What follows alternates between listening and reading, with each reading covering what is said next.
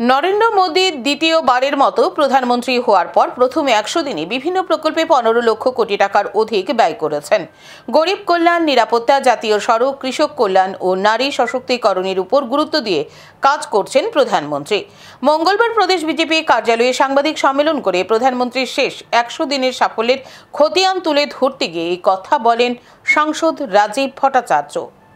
নরেন্দ্র মোদী তৃতীয়বারের মতো দেশের প্রধানমন্ত্রী হওয়ার পর মঙ্গলবার 100 দিন পূর্ণ হয়েছে। এই 100 দিনে জনকল্যাণে বহু কাজ করেছেন।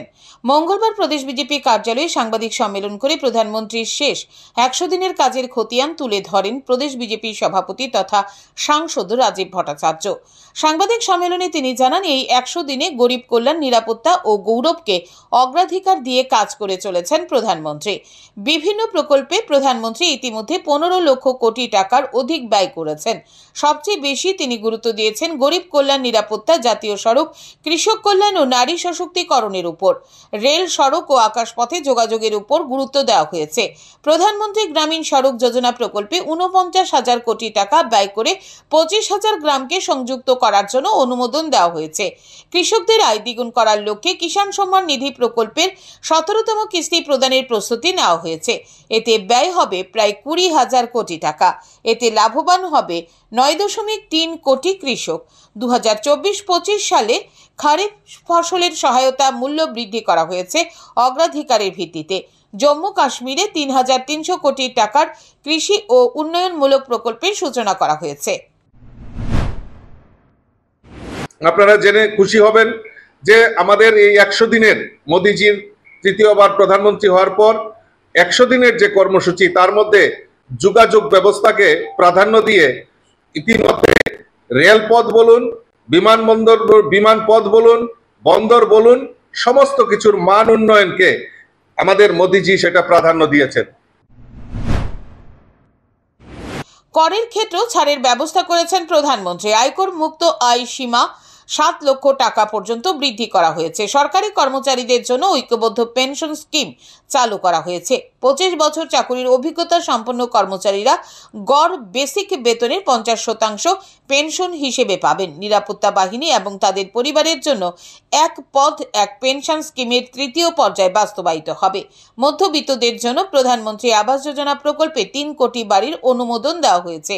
শহুরে প্রকল্পের অধীন 1 কোটি ও গ্রামীণ প্রকল্পের অধীন 2 কোটি বাড়ি নির্মাণ করা হবে বলে জানান রাজীব ভট্টাচার্য।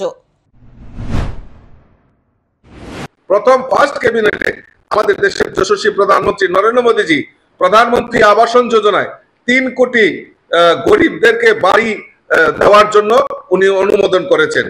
তাতে শহরের প্রকল্পের অধীনে 1 কোটি এবং গ্রামীণ অঞ্চলে 2 কোটি বাড়ি নির্মাণের ব্যবস্থা আমাদের প্রধানমন্ত্রী নরেন্দ্র মোদীজি করেছেন।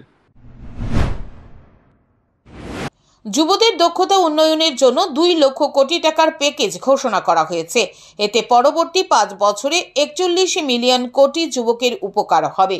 দীনদয়াল অন্তোদয় যোজনা জাতীয় গ্রামীণ জীবিকা মিশনের অধীন 10 কোটি মহিলাকে সংগঠিত করে 90 লক্ষেরও বেশি স্বনির্ভর গোষ্ঠী গঠন করা হয়েছে। লাখপতি দিদি প্রকল্পে প্রধানমন্ত্রী ইতিমধ্যে 11 লক্ষ নতুন লাখপতি দিদিকে সার্টিফিকেট প্রদান করেছেন। প্রধানমন্ত্রী উন্নত উপজাতীয় গ্রাম অভিযানের অধীন 63,000 উপজাতীয় গ্রামের উন্নয়ন করা হবে, যা 5 কোটি জনজাতির সামাজিক ও অর্থনৈতিক অবস্থার উন্নতি করবে। আয়ুষ্মান ভারত প্রকল্পের সম্প্রসারণ করে 70 বছর বা তার বেশি বয়সী সকল প্রবীণ নাগরিকদের জন্য 5 লক্ষ টাকা পর্যন্ত বিনামূল্যে বীমা প্রদান করা হবে। যারা সুবিধাভোগী হবে 4.5 কোটি পরিবার এবং 6 কোটি প্রবীণ নাগরিক। 75,000 নতুন মেডিকেল আসন যোগ করা হয়েছে, যা স্বাস্থ্য ব্যবস্থাকে আরও কার্যকর করবে এবং বিদেশি মেডিকেল শিক্ষার উপর নির্ভরতা কমাবে বলে আশা ব্যক্ত করেন রাজীব ভট্টাচার্য। আপনারা জানেন, স্বাস্থ্য যেটা আমাদের কাছে সবচেয়ে বড় ইম্পর্টেন্ট বিষয়। আয়ুষ্মান ভারত প্রকল্পে সম্প্রসারণ, সেখানে আমরা 70 বছর বা তার বেশি বয়সী সকল যত নাগরিকরা রয়েছে তাদেরকে 5 লক্ষ টাকা পর্যন্ত বিনামূল্যে চিকিৎসার যে সুবিধা, তা আমাদের দেশের যশস্বী প্রধানমন্ত্রী কাঁধে তুলে নিয়েছেন। দেশের সুরক্ষার কথা চিন্তা করে 2024 সালের জুলাই মাসে নতুন 3টি আইন চালু করা হয়েছে। এই আইনগুলি হলো ভারতীয় ন্যায় সংহিতা, ভারতীয় নাগরিক সুরক্ষা সংহিতা ও ভারতীয় সাক্ষ্য আইন। মানুষের নিরাপত্তার কথা মাথায় রেখে 35 বছরের সংঘাতের পর 2024 সালের 4 সেপ্টেম্বর NLFT এবং ATTF এর সাথে একটি শান্তি চুক্তি করা হয়েছে, যার অধীনে 328 জন সশস্ত্র কর্মী হিংসা ত্যাগ করে সমাজের মূল স্রোতে যোগদান করেছে বলে জানান সাংসদ রাজীব ভট্টাচার্য। সাংবাদিক সম্মেলনে রাজীব ভট্টাচার্যের সাথে উপস্থিত ছিলেন আগরতলা পুর নিগমের মেয়র দীপক মজুমদার ও প্রদেশ বিজেপির media incharge Sunit Sarkar. Bureau report, news today.